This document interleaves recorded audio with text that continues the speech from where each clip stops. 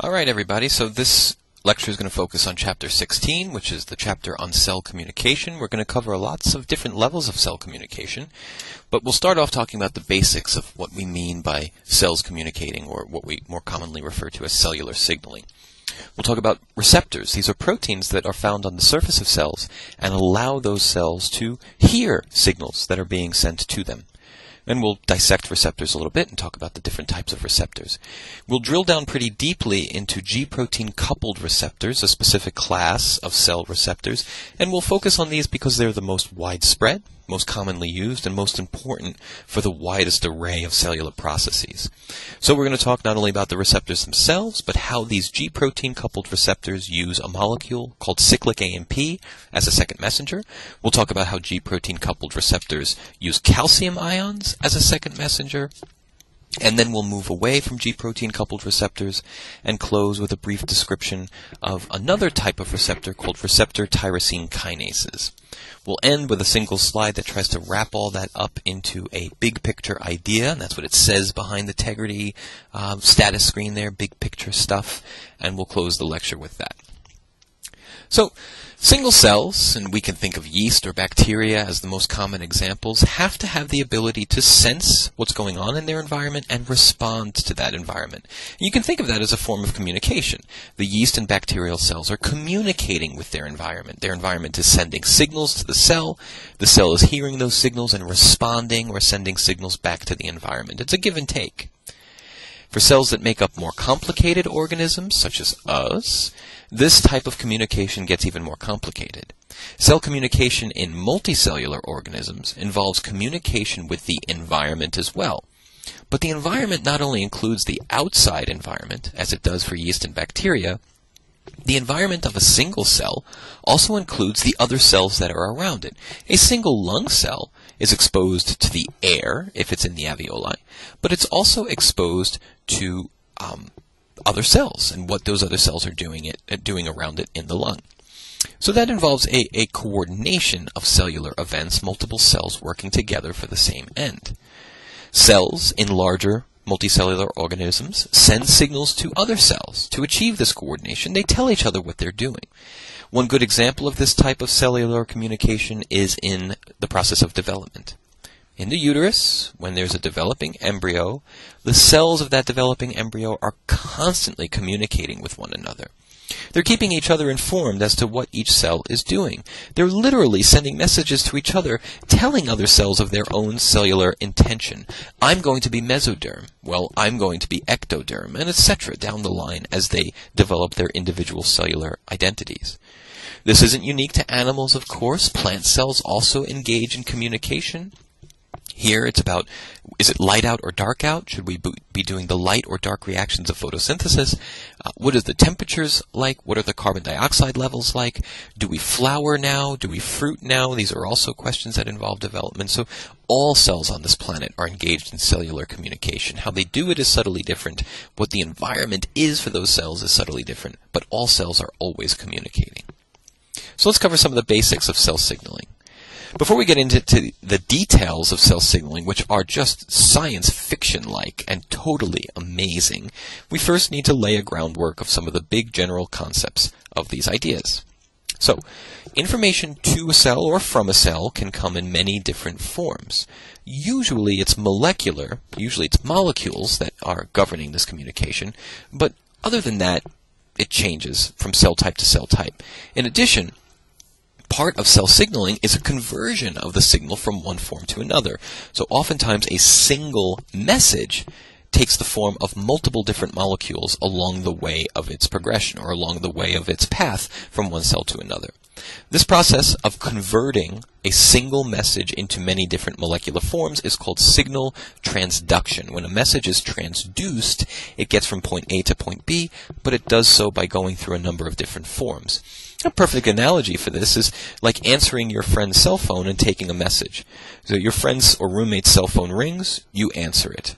You're hearing information in an audio way. You're hearing it through your ear. Your friend's not there, so you take a message. What did you do? You wrote that information down with pen and paper. Now it's in a visual format. Is the message different? No.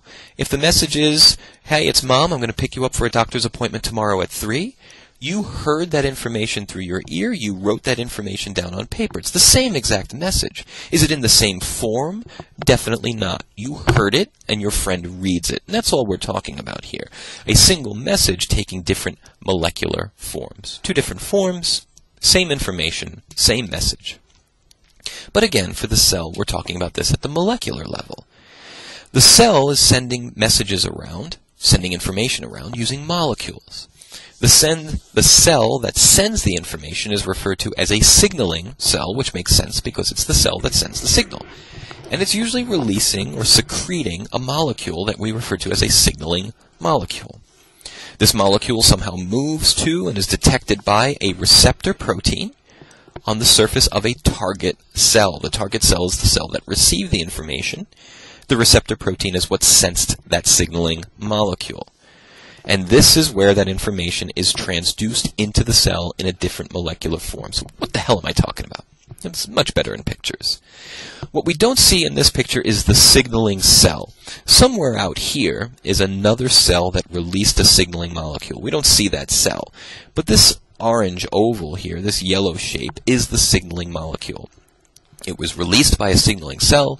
It floated or was carried by the blood to this target cell, and we see the signaling molecule is binding to a receptor, a protein that is embedded into the membrane of the target cell.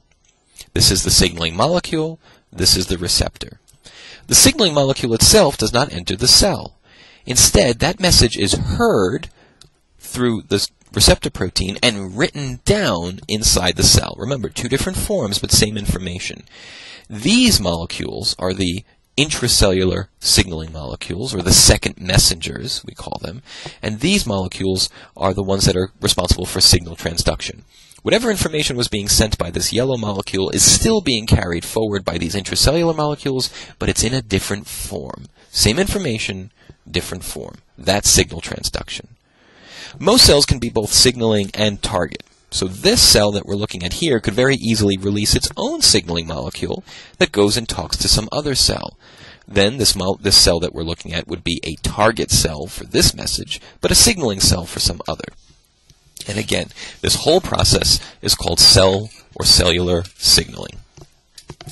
Now, cells can send their signals over long ranges or short ranges. There's an enormous amount of flexibility in this system. Cells in a multicellular organism, again, like us, use hundreds of different kinds of signaling molecules to send what amounts to thousands of different kinds of information or messages. The signaling molecules vary in their molecular structure. Some are small proteins. Individual modified amino acids are often signaling molecules. Modified nucleotides also serve this role.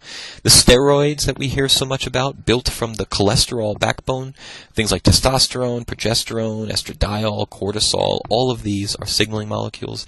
Even lipids can be modified to serve as signaling molecules. Retinoic acid is a common signaling molecule. It has a long fatty acid tail. Even dissolved gases like nitric oxide are signaling molecules. Dissolved gas in the blood, sending signals from cell to cell. And with all that diversity of molecules and all that diversity of information, the ways that information gets transduced into cells is actually surprisingly limited. There seems to be only a very small select few ways to get information into a cell. In general, there are 3 different styles of communicating for cells, and in fact, it's fair to say there are really only 3 different styles of communicating for all things, even for people. So let's take the broad view first. There's the very public way of communicating, shouting it from the rooftop so that everyone who gives a damn can hear the information. In this digital age, we do this through blogs. You have a blog, it's online. Anybody can read that blog. There's no privacy at all. Anybody who can read that information will read that information. What determines who reads your blog is interest. If your blog is on the finer points of the Iliad by Homer, I'm not going to read your blog because I don't really care about information, and I'll ignore that information. It's there for me to read. It's not secret from me, but I'm not going to pay attention to it because it doesn't interest me. The second style of communication is limited to a select few targets. Here there's some kind of block where not everybody can see the information, but a fairly large number of individuals can. Facebook here is the perfect example. Most of your posts on Facebook can only be seen by your quote-unquote Facebook friends. Now, that could be a very, very large number of people, but if I am not included as a Facebook friend, I can't see the information you're posting. So is it a broad communication style? Sure. As many Facebook friends as you have can see that information. Is it entirely public? No, it's not. There's a barrier between strangers and non-strangers seeing what you're posting. And then there's the extremely private form of communication. This is a message that's sent from one person to one person. And an email or a text is a perfect example for this, or, heaven forbid, a face-to-face conversation also is a private exchange between individuals. So 3 different styles of communicating: entirely public with no privacy or boundaries at all, somewhat public but with some boundaries, and extremely private with only information being passed from one source to another. This is true of how we communicate as people, this is true about how we communicate as a society, and it's also true for cell communication as well. Most public messages in us are broadcast using the blood, or, if you're a plant, the sap, and these messages are the blogs. They go everywhere, and everyone in the community, in the body, has the potential to hear and see this message, but only those who are interested pay attention. So, signals or messages that need to be sent publicly are released into the blood. And literally, this information hits every single cell. Literally, the blood reaches every single cell, and that information, that molecule, that signaling molecule, hits every cell as well. But much like your blog on the Iliad, only cells that are interested in that information respond to the signal. And we'll get back to this in just a second, but what makes it so that a cell is quote-unquote interested in information? Well, if a cell has a protein receptor on its surface for that molecule, it hears that message. If it doesn't have that receptor, it's oblivious to that message and ignores it. Public systems or public signals in our own cells are governed by the endocrine system. Hormones are those secreted molecules, those signaling molecules. They are released by endocrine glands, and again, they're in the blood, so they reach every single cell. So the endocrine system really is our organismal blog. Insulin is a good example for this. It's released by the pancreas, it's in the blood, and insulin hits every single cell. But only cells with a receptor for insulin hear that message, pay attention to that message, and respond to the insulin signal. The system that we use for our Facebook communications in the body, those less public mechanisms, is the paracrine system. The paracrine system involves the release of signaling molecules as well, but they do not enter the bloodstream. Instead, those paracrine signals are released locally. They diffuse locally, they speak to and affect cells only in the neighborhood of the releasing signaling cell, and so we don't have this very public signaling style. We only have a select few cells hearing that message. Good example for this in the body is the inflammatory response and the wound healing response. If you get a cut on your arm, some of those cells near that lesion, near that cut, begin releasing signals, but not into the bloodstream because your big toe doesn't need to know you have a cut on your elbow. Instead, those signaling molecules are released locally so that only the cells in the general vicinity of the cut begin to respond. There's also a form of paracrine signaling referred to as the autocrine response. This is when a cell will release a signaling molecule only to have that signaling molecule bind to a receptor on itself. It's almost like the cell is signaling itself or talking to itself. And you might think that sounds crazy, but you know you do it. People post on their own Facebook wall, and that is you messaging yourself. So what works for us works for cells as well. Of course, cells also have a private, direct hotline between each other. There's a very private, direct mode of communication where one cell can speak to another. This is the nervous system. This is a private message sent very quickly, rapidly, and efficiently from one cell to another. We won't talk about the nervous system responses beyond these opening slides, but know that we do have a private mechanism for communication. Neuronal signals travel very, very fast. They travel at 100 meters per second. That's 100 meters per second. 300 feet per second is the speed of neuronal signals. My God. And by far, that's the fastest mode of communication we have in our bodies.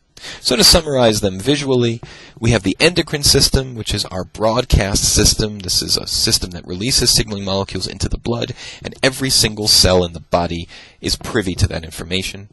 Paracrine is a little bit more localized. These signaling molecules don't enter the blood. Instead, they diffuse locally, so only neighboring cells in the general vicinity of the signaling cell hear that information.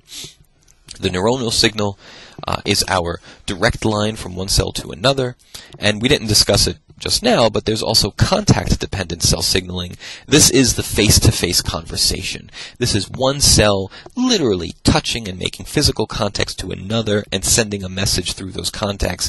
That is the face-to-face private conversation. So let's carry the analogy to the extreme, just so that we understand exactly what we mean. You have a message you want to send. You want to tell everybody just how unbelievably amazing the cell and molecular biology class you're taking this semester is. You could secrete a hormone and use the endocrine system and send that message to every single person there is. Or, in other words, post it on your blog, and all the world could see that message. Will everyone read your message? Of course not. Does every cell respond to endocrine signals? No, they don't. But everyone who's interested in that material will respond, as will all of the interested cells that have a receptor for that molecule. You could instead use the paracrine system to tell everyone how great this course is. That would be secreting a locally diffusible molecule, rather than one in the bloodstream. You could tell the Bay Path College group of your Facebook friends how great this class is, and if you're a member of that group, you would post on your own wall and get yourself an autocrine response as well. You could use the nervous system and send a text to a friend, and only they would get that message. This is a private exchange, you telling one other person how great this course is. Or, of course, you could use contact-dependent signaling and have a face-to-face conversation in private with another individual where you communicate the same information. The same information is being sent, but being sent in different ways with different degrees of public or privateness. And that's how cells also categorize their forms of communication. This is table 16.1 from your textbook, and just an assortment of different signaling molecules, where they come from, what type of chemical or molecule they are, and what they do when they're sensed by the cell. A good intro to what we mean by signaling molecules in this material. So any given cell can respond to a limited set of signals and ignore all the rest. At any one time in your blood, there are hundreds, if not thousands, of different signaling molecules. Signaling molecules are also found in the extracellular matrix as well as on the surface of neighboring cells. There's a lot of information there. The ECM, or extracellular matrix, what we mean by that will become very apparent in the very next lecture, so hold tight for a definition of that. But this is just the stuff that lies outside of one cell, between it and another cell. So how is it with all of this information being bandied about in the organism? How is it that cells don't get hit with information overload? Well, it's because, like us, cells ignore the signals that don't pertain to them. Think of all the information that's available out there on the web, all of the information that's available on all of the social media outlets you use. Think of that information. How is it that you don't get overloaded? Well, you ignore the vast, vast majority of that because it doesn't interest or pertain to you.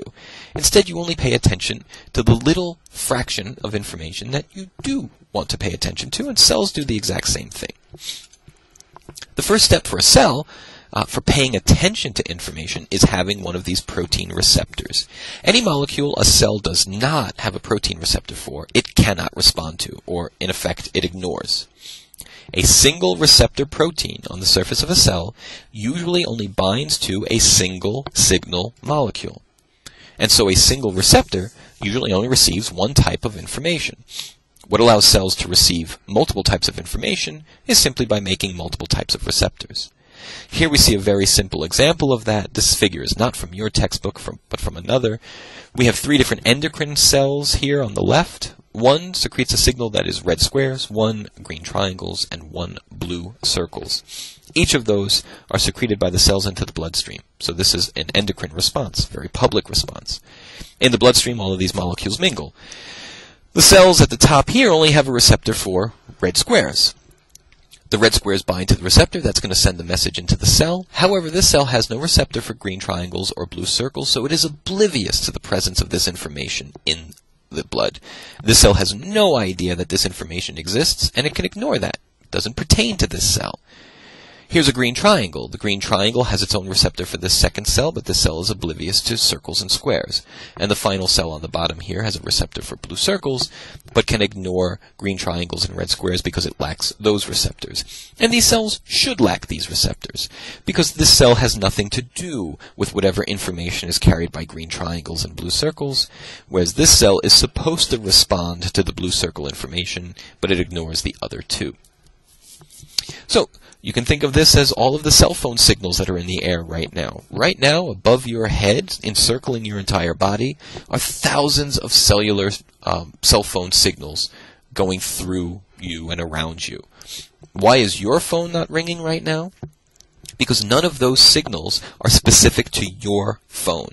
Your phone is tuned into a very particular frequency. That's almost like having a receptor for a particular type of cell phone signal. Only when that cell phone frequency is sent by the tower will your phone ring and begin receiving information. Your phone is essentially ignoring all of the other information that's swirling around it right now because none of that information is specific to your phone. Just as your cells are ignoring a whole host of information swirling around it because it lacks the receptor for that information. Any given cell typically expresses a relatively small number of receptors, allowing it to respond to a very limited set of signals. This keeps the cells from undergoing information overload. In addition, most signaling molecules that are released into the bloodstream or released locally around the cell can't enter the cell via diffusion. They are either too large, too hydrophilic, or both. This is why these signaling molecules must bind to receptors. These molecules cannot get into the cell, so they have to leave a message at the doorstep of the cell. They bind to these surface receptors. These surface receptors are on the outside of the cell, and these molecules trust that their message, their information, will be accurately relayed into the cell through signal transduction.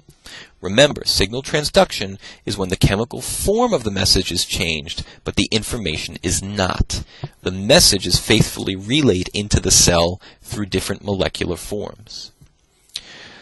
The receptor binds to the signaling molecule. The receptor is a protein, so when it binds the signaling molecule, its own shape changes as a result of that binding. This change of shape of the protein results in a change of function because structure equals function, and this shape change is what transmits the signal into the cell. So we can think then of the signaling molecule binding to the receptor protein as the primary or first messenger in this relay race. Signal transduction then becomes the rest of that molecular relay race, getting that message into the cell. If the receptor signaling molecule was our primary messenger, then the molecules within the cell that continue to carry that information on can be referred to as second messengers. And they are. So again, what are we really saying? Well, in this image, the red circle is the actual signaling molecule. It has been released near this cell or in the bloodstream, and it bound to the receptor protein in green. This is our primary messenger. The signaling molecule cannot enter the cell directly. Instead, by binding to the receptor, it causes the receptor to change its shape. That change of shape is sensed inside the cell and sets into motion this relay race of this molecule becoming active and passing information onto this molecule and passing information onto this molecule, and these are our second messengers. Finally, that information is received deeper in the cell from the messengers, and then the cell begins to change its behavior. These proteins in blue are called effector proteins. They cause the cell's behavior to change. They directly result in an altered cell response, and this is the response to the message. This red molecule here caused these yellow responses to occur through this system of a relay of that information from second messengers to effector proteins. We're going to talk about how information gets transmitted and give a little bit more detail to this as we get through the lecture. But for now, just know that these signaling molecules binding to receptors trigger what is almost like a falling domino cascade until the cell responds in the way that it should. You can also think of this as the game of telephone that kids often play, except it's a game of telephone that remains absolutely accurate. Rather than the information being changed as it gets whispered from child to child, the information stays true. However, we're getting a primary messenger binding to its receptor, transmitting that information from outside the cell to inside the cell, and then we get a cascade of secondary messengers who pass that information on until the cell responds. As I've already said, we refer to this as a signaling cascade. The information flows into the cell like cascading water, and it allows a number of different things to be possible in the cell when we do these cascades. There is, of course, the net result that we're getting information into the cell. That's what we're trying to achieve here. Not very impressive, but it is very important. We're relaying information from outside the cell to inside the cell. But more importantly, by using this multi-stepped process, by doing these cascades, we can amplify the signal that's being received, making that signal stronger or louder in the cell, so that a single signaling molecule binding to a receptor outside the cell can literally affect hundreds of molecules inside. Well, how does that happen? Let's imagine the signaling molecule is a hormone. A single hormone binds to the receptor outside the cell. That receptor changes its shape as a result of the hormone being bound. That change of shape causes cyclic AMP molecules to be made. But not one cyclic AMP molecule. It causes dozens, if not hundreds, of cyclic AMP molecules to be made. So now one hormone has resulted in hundreds of second messengers, cyclic AMP. What does cyclic AMP do? Well, it activates a kinase called protein kinase A. Protein kinase A then activates other effector proteins which will change the cell's behavior. Does protein kinase A activate one effector protein? No. It activates dozens, if not hundreds, of different effector proteins. So, one hormone resulted in many different cyclic AMP molecules being made. Each cyclic AMP molecule activated a protein kinase A, which itself turned on dozens, if not hundreds, of effector proteins. So how many effector proteins are turned on by the hormone? Hundreds, if not thousands, of them. Each cyclic AMP molecule is indirectly responsible for turning on many effector proteins, and many cyclic AMP molecules were made by this single hormone binding event. This is amplification, a loud, robust cellular response resulting from a single hormone binding to a single receptor on the outside of the cell.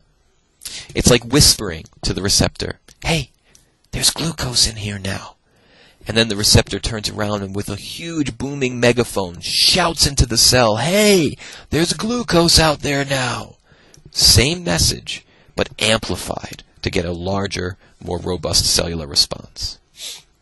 We also see a phenomenon of crosstalk because of the signaling cascade mechanism. Because we have multiple steps of relaying the signal into the cell, multiple signals can talk to or integrate with one another, creating new and novel signals. This allows modulation, where the message can not only be amplified, but lowered, tweaked downward to not be as robust. One extracellular signal, one signaling molecule binding to a receptor, can affect multiple different cellular pathways, causing a more complex cellular response. Another schematic to show that. Again, we have our red circle here as our signaling molecule. It's binding to a green receptor. These are the second messengers being affected. We make many of these small messenger molecules. That's our first level of amplification. Each one of these second messengers activates another protein which continues carrying the information forward. But let's imagine for just 1 second that this molecule here is being turned on by this interaction. And that's a pretty strong response. So this red molecule has turned this molecule on. You see this effector protein here? Let's say this effector protein has been activated by another separate signaling cascade. And this effector protein is sending a message to this green molecule trying to turn it off. Well, that's what we mean by modulation or tweaking. This pathway is trying to turn this molecule on, and this pathway is trying to turn this molecule off. If they are both activated at the same time, what we have instead is a modulation of this signal, a tweaking of this signal. Is this green protein all the way on? No, it's not, because it's being signaled to stay off here. Is it all the way off? No, it's not, because it's being signaled to turn on here. And so we modulate the signal. So we can amplify, but we can also modulate. And this is because of the signaling cascade. This system for cellular signaling also allows cells to specialize their response to a given signal. If insulin is in the blood, any cell with an insulin receptor can hear that information and know that insulin's in the blood. That signal conveys the information that blood glucose levels are high. But what the cell chooses to do with that information is different from cell to cell. If it's a digestive cell, perhaps it brings glucose into the cell to remove it from the blood. If it's a respiratory cell or a metabolism cell, perhaps it bumps up ATP production to get that glucose process to pyruvate a little bit faster. Different cells do different things upon hearing the same signal, depending on what that cell's role is in the body. Once that information is passed into a cell, any given cell can react in a way that it is pre-programmed to react. Cells can have different responses to the same message. Let's give a little bit more detail for that using acetylcholine as an example. Acetylcholine is a small molecule that's a neurotransmitter. Acetylcholine is released by neurons at the heart muscle. And when released, acetylcholine relaxes cardiac contraction. It causes the heart to relax its beat. That same exact molecule, when released at salivary glands, causes saliva to be secreted, causes the contraction of salivary gland cells, forcing the ejection of saliva into the mouth. Acetylcholine is also used at skeletal muscles. When released at skeletal muscles, acetylcholine causes a muscular contraction. So do you see how that same exact molecule, acetylcholine, sending the same exact signal, whatever acetylcholine signal is, has very different responses by the cells it talks to? Either contraction, in the case of the muscle, secretion, in the case of the salivary glands, or relaxation, in the case of the cardiac cells.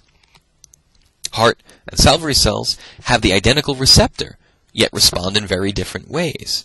The receptor on skeletal muscles is a different receptor that still recognizes acetylcholine, but does so in a very different way. So again, how a single cell responds to a signaling molecule can be different from other cells. It's based on what receptor it has, but much more importantly, the internal response that that cell is pre-programmed to carry out in response to that signal.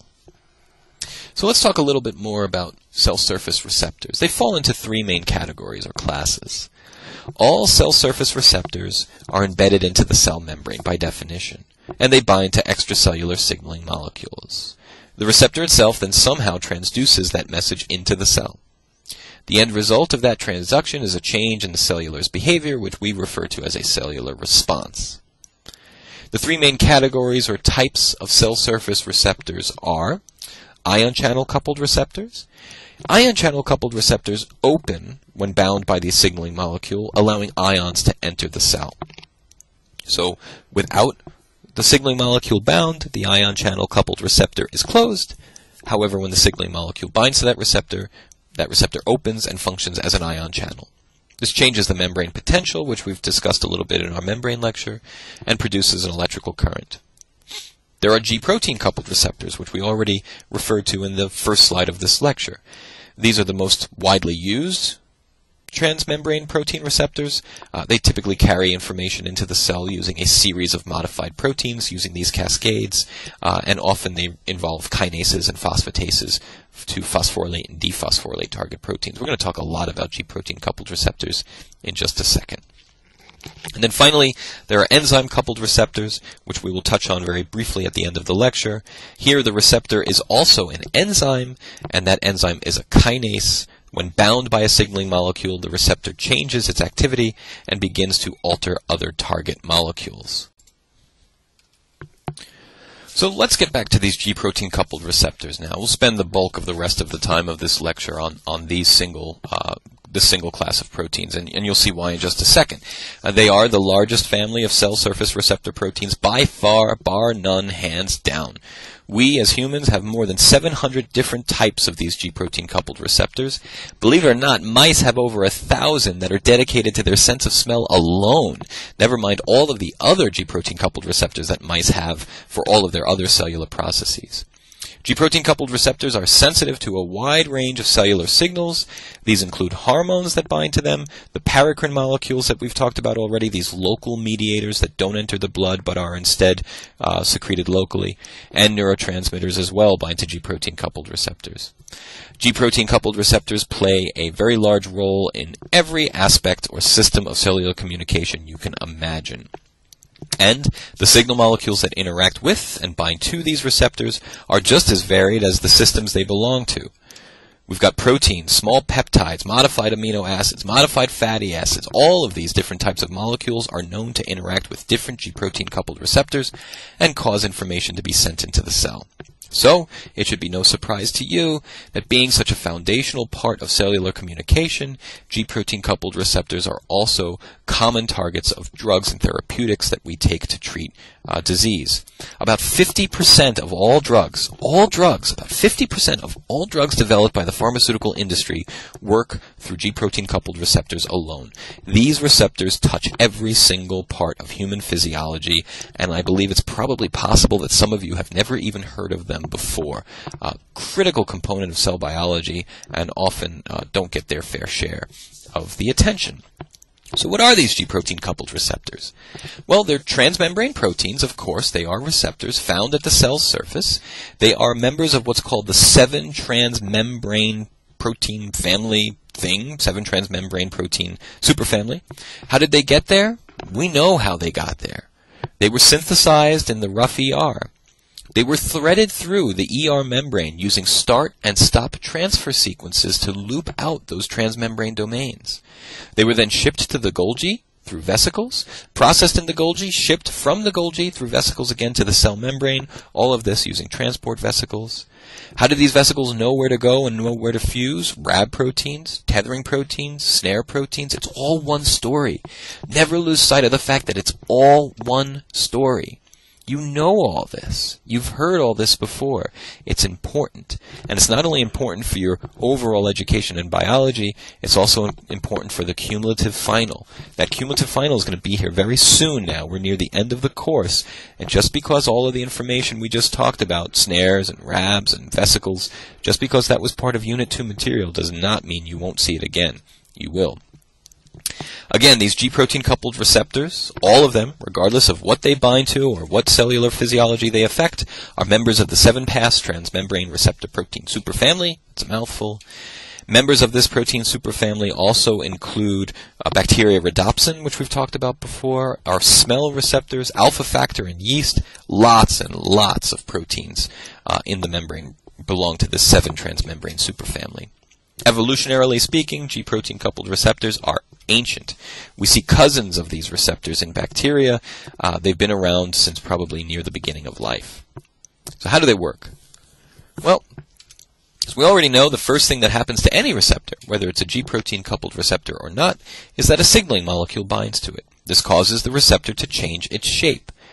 This change in shape of a G-protein coupled receptor activates a G-protein. That's why we call them G-protein coupled receptors. The receptor is coupled to or attached to a G-protein. That G-protein is associated with the receptor inside the cell at the cytoplasmic face of the membrane. And so what do we mean by activates a G-protein? Well, let's take a step back.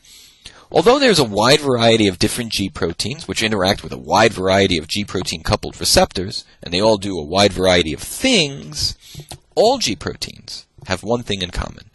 They bind to GTP and GDP. This is guanosine triphosphate and guanosine diphosphate, the guanosine version of ATP and ADP. That's why they're called G-proteins, because they bind GTP and GDP. In addition, every G-protein, regardless of what it's part of, is made up of 3 different subunits, which we refer to as the alpha, beta, and gamma subunits. So here's a perfect schematic of a G-protein. It is made up of its 3 subunits, alpha, beta, gamma. It is bound in this case to GDP. And here is the G-protein coupled receptor. Here's the receptor protein, 7-transmembrane, currently shown not coupled to its G-protein. So here's the receptor, and here's the G-protein. When inactive, when this G-protein isn't doing anything, the alpha subunit is bound to GDP. The alpha form, the active form is bound to GTP. So this schematic that we're looking at right now is the inactive form of the G protein because the G protein is not doing anything. It's not doing anything because it's bound to GDP. When a signaling molecule binds to the receptor, all of that changes. So let's try this again. Start off the same way we started the last slide. The first thing that happens to any receptor is that signaling molecule binds to it. We've got that. This causes the receptor to change its shape. We've got that. This change in shape by the receptor here activates the G protein. Now we know what that means.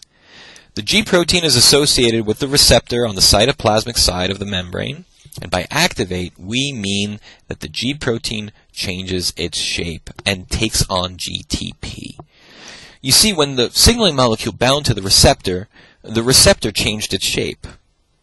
But the receptor was intimately touching and involved with the G protein. So when the receptor changed its shape, it started nudging the G protein. You can think of the G protein and the receptor as being squeezed together as though they're part of a large crowd. What happens is the receptor starts moving its elbows. But it's so close to the G protein that when the receptor starts moving its elbows, it starts nudging into the G protein. Now the G protein's changing its shape, like, hey, get out of here, stop nudging me. So now the G protein's changing its shape in response to the change of shape of the receptor.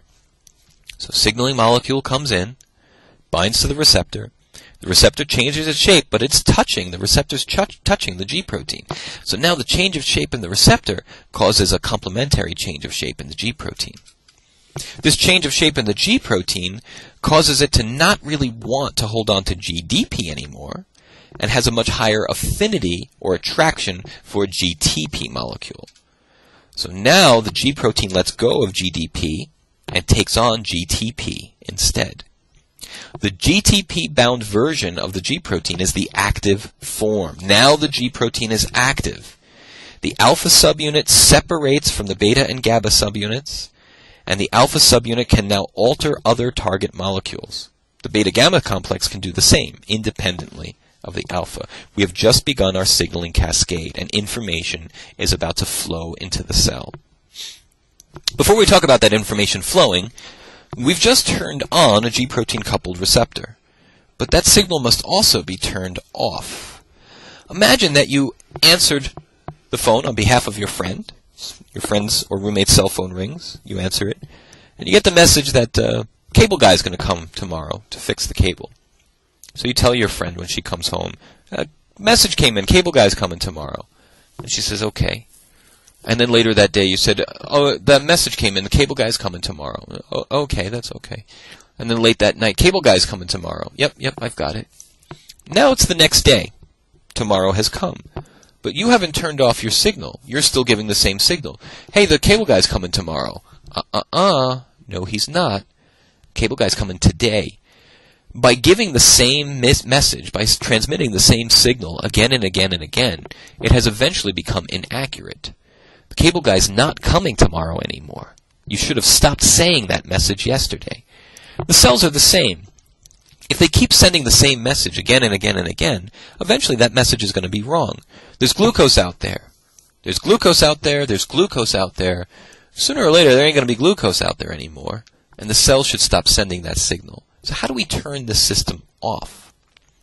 The way that the cells turn the G protein coupled receptor system off is that the G protein itself has GTPase activity. ATPases cleave ATP into ADP. GTPase activity cleaves GTP into GDP. D as in David. The G protein itself can cleave GTP. It can hydrolyze GTP into GDP. Remind me again, what did the active G protein bind to? What form of GTP, GDP does the active G protein bind to? That's right, GTP. I heard you. When the G protein hydrolyzes that active GTP into GDP, the G protein itself is now bound to GDP. That's the inactive form.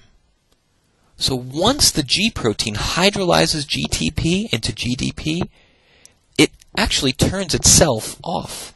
The G protein is inactive when bound to GDP. The G protein becomes inactive. What happens when it's inactive? Well, the alpha subunit reassociates with the beta and gamma, The beta-gamma-alpha subunit complex then goes back to the receptor, and it's sitting there dormant in its inactive state, ready to do the whole process again once another signaling molecule binds to the receptor.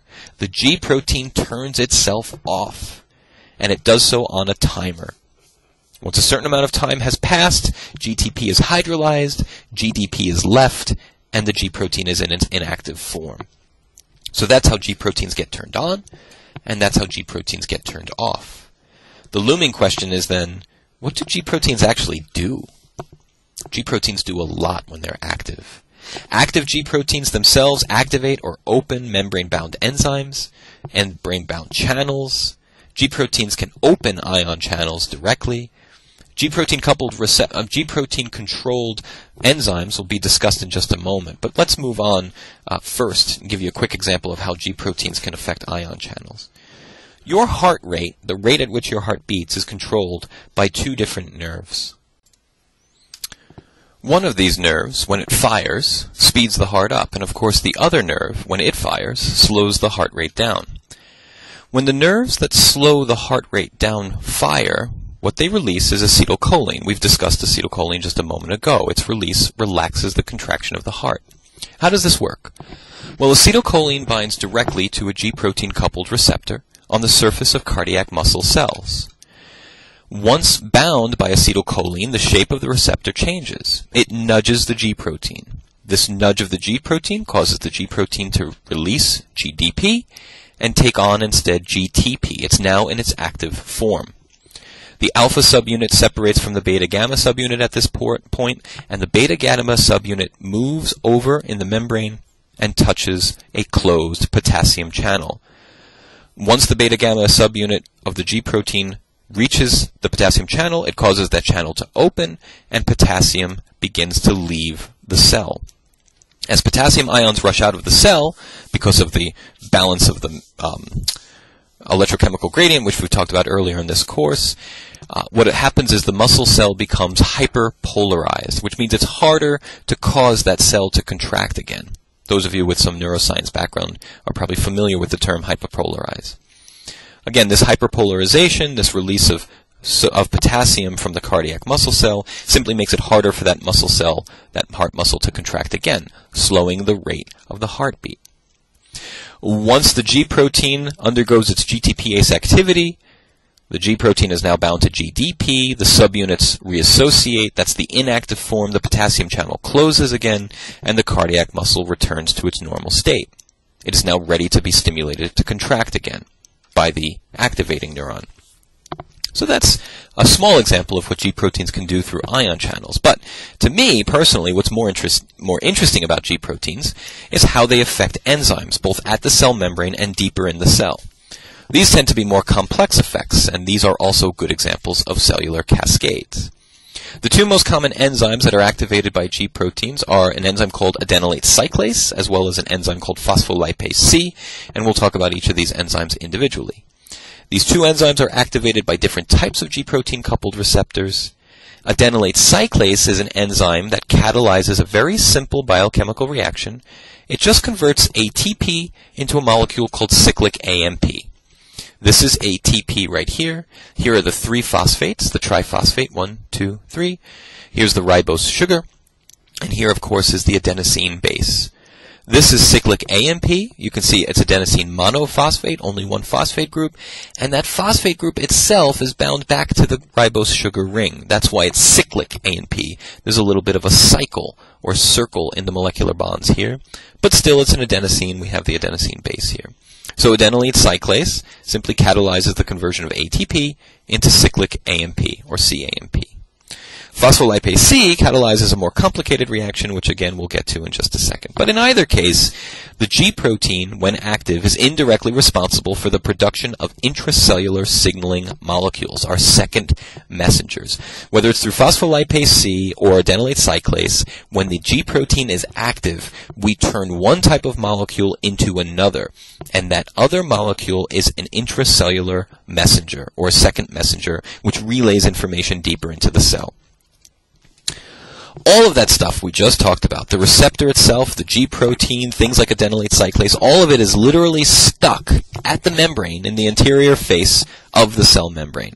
But we're trying to get that information and message into the cell. We can't have all the players stuck at the membrane. We need that information to get transduced deeper into the cell. That's what the second messengers are for. Second messengers, such as cyclic AMP, carry the message into the cell because they're not stuck at the membrane. Cyclic AMP as a molecule has no informational value. Don't think for a moment that the cell sees cyclic AMP and says, ah, I could read that molecule. There's glucose in the blood. Not true. The presence of cyclic AMP conveys information. Not the molecule itself, but its presence. What am I talking about? Well, I like the example of the old Native American smoke signals. The Native Americans used to use pretty elaborate smoke signals to send information from tribe to tribe over pretty large distances. Let's say that there was an invasion going on at this tribe, and so this Native American is sending a smoke signal to signal another tribe that help is needed. Do you think for a moment that the smoke takes the shape in the sky, and the shape of that smoke spells the message, under invasion, come help? No, of course not. The smoke has no informational value in and of itself. There's no message in the smoke. Just like cyclic AMP carries no informational value in and of itself. There's no message in cyclic AMP. You see, the other tribe has been pre-programmed to know that when smoke goes up, that means help us, we're in trouble. So the presence of the smoke is a signal, a pre-agreed upon signal that help is needed. And the cell itself is programmed in much the same way. Each individual cell is programmed so that the presence of cyclic AMP means some predetermined message. And so the cell kicks into action, just as the neighboring tribe is going to come and help the tribe that's under attack. So the presence of the signal is what carries the information, not the signal itself. Usually in a cell, cyclic AMP activates only one other single protein. We've mentioned this briefly, this protein kinase A. What do you think protein kinase A does? I'll give you a hint. It's a kinase. It phosphorylates things. Protein kinase A phosphorylates other target molecules. And remember, in general, phosphorylation is often an on-off switch for other target proteins. Whether the phosphorylated form is the on form or the phosphorylated form is the off form is often arbitrary from target protein to target protein, but we can modulate a protein's activity by phosphorylating it and dephosphorylating it. It's protein kinase A that will actually achieve the cellular physiological response that was triggered by the signaling molecule. But in order to activate protein kinase A, you needed cyclic AMP. In order to make cyclic AMP, you needed active adenylate cyclase. To active adenylate cyclase, you needed active G protein. And what caused that G protein to become active? A signaling molecule bound to the receptor. So, to bring it all together, a signaling molecule, such as adrenaline, binds to a G protein coupled receptor, causing it to change its shape. That shape change of the receptor causes a shape change in the G protein itself. It lets go of GDP and takes on instead GTP. This is now the active form of the G protein, and the G protein separates into the alpha subunit and the beta-gamma complex. In this case, the active alpha subunit binds to adenylate cyclase and turns that enzyme on. What does adenylate cyclase do? It turns ATP into cyclic AMP. Now, with cyclic AMP present in the cell, the cyclic AMP binds to and activates pKa. pKa is now in its active form due to the presence of cyclic AMP. What does pKa do? It phosphorylates target proteins, turning them on or off. This protein is now on because of the action of pKa.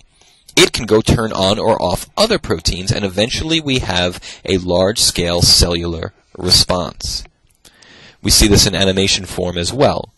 The ligand, or signaling molecule, binds to the receptor. This causes the G protein to become active. It migrates over to adenylate cyclase and turns adenylate cyclase on. Adenylate cyclase modifies ATP, causing it to become cyclic AMP. Cyclic AMP binds to protein kinase A and activates it. Active protein kinase A then moves to a target protein and phosphorylates it, turning that protein either on or off. It's important to point out, too, that protein kinase A can often enter the nucleus. In the nucleus, protein kinase A can phosphorylate transcription factors, causing these transcription factors to become on or off. If the phosphorylation event activates a transcription factor, in the presence of that active transcription factor, we get transcription. We make a messenger RNA, and then translation. This is to help you bridge these concepts that we're talking about right now back to the Unit 1 concepts we had in this course with molecular biology. Remember, it is one huge interconnected story of life. No part of biology is separate or distinct from any other at the cellular level. Table 16.3 from your textbook shows some different cellular responses that are mediated by cyclic AMP levels. It gives you an idea of the signaling molecule that causes cyclic AMP to be made, what the target tissue is, and what the cellular response is as well. Now let's circle back to phospholipase C. This is our other G protein coupled receptor story. This one relies on calcium serving as a second messenger, not cyclic AMP. The system also uses a membrane component called PIP₂. What is PIP₂? PIP₂ is phosphofadilfada-bada-buda-bada blah blah blah. But we'll call it PIP₂ because we're not chemists. Again, of course, this begins with a signaling molecule binding to a G protein coupled receptor on the outside of the cell. This activates the G protein. Same as before, the G protein takes on GTP and lets go of GDP. But this time, the active G protein activates the enzyme phospholipase C. What does phospholipase C do when active? It hydrolyzes that PIP₂ membrane molecule into two other molecules. It splits PIP₂ in half. One of those molecules is called IP₃. IP₃ is its own second messenger. It is released from the cell membrane and it goes deeper into the cell. We'll pick up with IP₃ in just a second. The other half of PIP₂ is called DAG. It's an abbreviation for a larger molecule name, diacylglycerol, but we'll call it DAG. DAG remains stuck in the membrane, but it moves over to an enzyme called protein kinase C and activates that. Protein kinase C, much like protein kinase A, is a kinase. It phosphorylates many target proteins. One of those proteins are calcium channels. Calcium channels open as a result of protein kinase C activity, allowing calcium to enter the cell. So calcium entered the cell as a result of the signaling molecule binding to the receptor. Again, quick recap. The signaling molecule bound, activated the G protein activated phospholipase C. Phospholipase C cut PIP₂ into IP₃ and DAG. DAG turned on protein kinase C. Protein kinase C, when bound by DAG, opened calcium channels. Calcium is now rushing into the cell. What happened to IP₃? Well, IP₃ diffused deeper into the cell, and it went and bound to channels in the smooth endoplasmic reticulum. The smooth endoplasmic reticulum, in addition to modifying and metabolizing sugars and toxins, is also the main intracellular storage house for calcium ions. When IP₃ goes to the smooth ER and opens calcium channels there, calcium begins entering the cytoplasm from the smooth ER. So now we're getting a strong influx of calcium into the cytoplasm two ways. From the smooth ER as a result of IP₃, and from outside the cell as a result of protein kinase C activity. This calcium, rushing into the cytoplasm, binds to a protein called calmodulin, activating calmodulin. Calmodulin, a protein name which means modulated by calcium. Calcium turns calmodulin on. This is calmodulin. When it's off, it's in an elongated form. When calcium binds to calmodulin, it is now bendable, and it bends and wraps itself around another protein called CAM kinase, or calcium modulated kinase. CAM kinase is turned on by calmodulin, and calmodulin was turned on by calcium. What does CAM kinase do? It's a kinase. It phosphorylates target proteins that can then go off and do other cellular stuff, causing the cellular response. It all comes down to kinase activity. Now, we'll come back to this in a big picture sense at the very end just to wrap it up, but let's take a step back and just put this into perspective. The nervous system is the fastest mode of communication in the body. I mean, there's nothing faster. 300 feet per second? Come on. But G-protein coupled receptors are nothing to laugh at. They're pretty fast themselves. The acceleration of your heart rate after being scared, that occurs seemingly instantaneously. It's mediated by G-protein coupled receptors. Much like mice, our smell is controlled largely by G-protein coupled receptors, as salivation. And we know that the sense of smell and salivation as a response to it is also seemingly instantaneous. Even our eyes sensing light is actually mediated by G-protein coupled receptors, and that's a very fast response as well. The fastest G-protein coupled mediator receptor response is the response to light, and it occurs in about 20 milliseconds. 20 milliseconds between stimulus and sensing. Pretty fast. Yeast sense and respond to their environments through G-protein coupled receptors on their cell surface. And we sense and respond to our environment through sight and smell the same way, through G-protein coupled receptors. Evolutionarily, G-protein coupled receptors have always been the way to sense.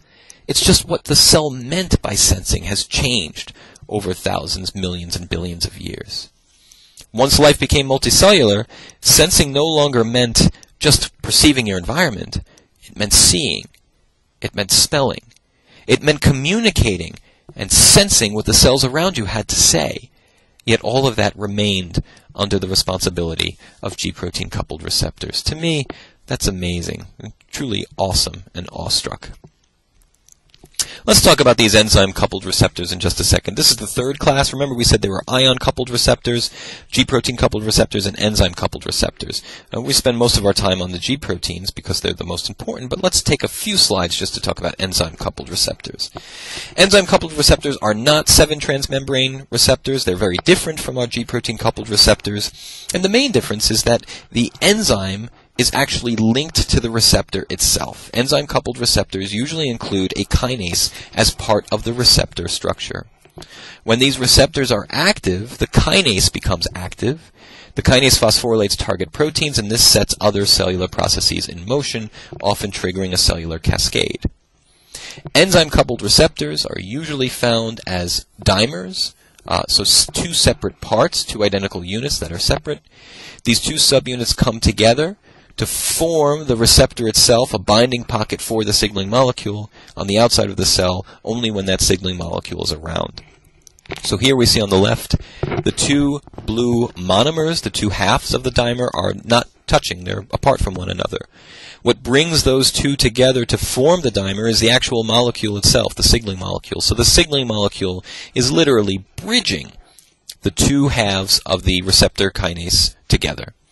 Once those two halves are brought together, they become active. It's the movement of these two subunits together in order to hold the signaling molecule that initiates the entire signaling pathway. The kinase that resides inside the cell is activated when the two halves of the receptor come together. We call these receptor tyrosine kinases because most of the phosphorylation occurs on tyrosine amino acids. So we call them RTKs, or receptor tyrosine kinases. Again, they began in an inactive form, but once brought together by the signaling molecule itself, the two blue intracellular regions phosphorylate one another, and that activates the receptor enzyme.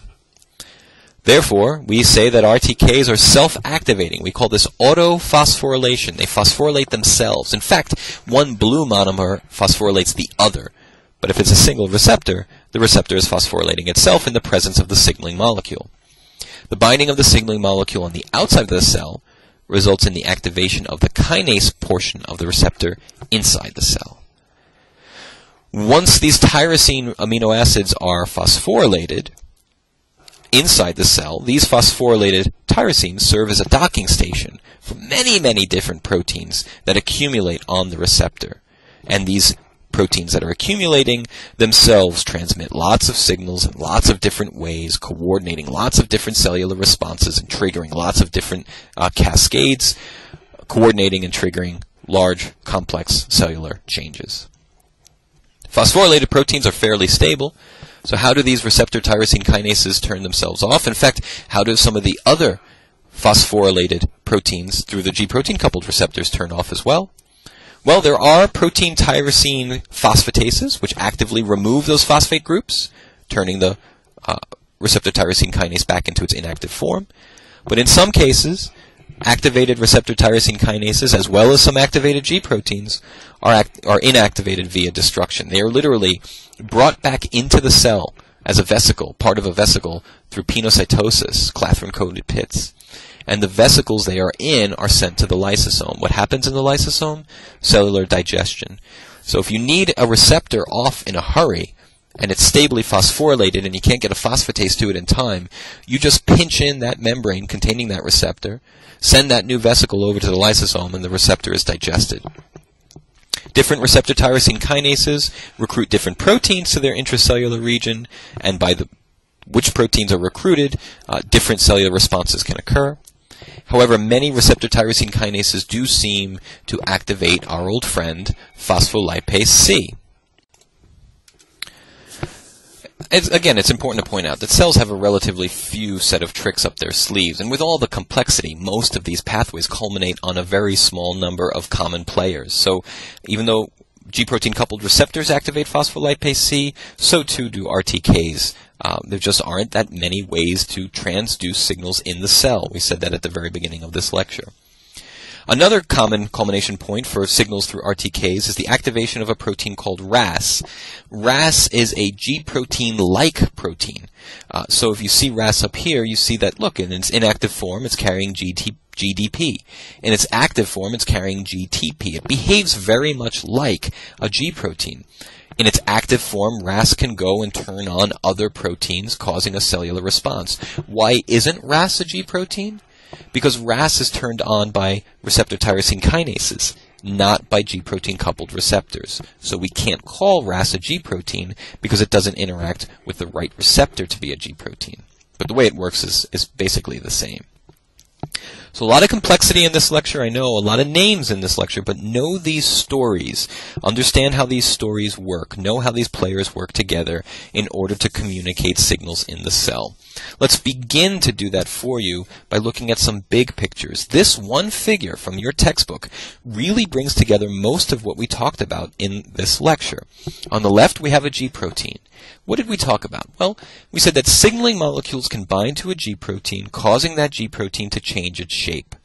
When the G protein changes its shape, it nudges and causes a shape change. The receptor causes a shape change in the G protein. The G protein lets go of GDP, its inactive molecule, and takes on GTP, becoming active. That active G protein can then activate adenylate cyclase. Adenylate cyclase makes cyclic AMP.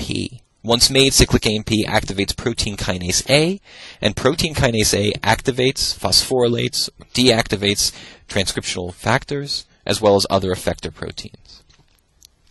Active G proteins can also activate phospholipase C.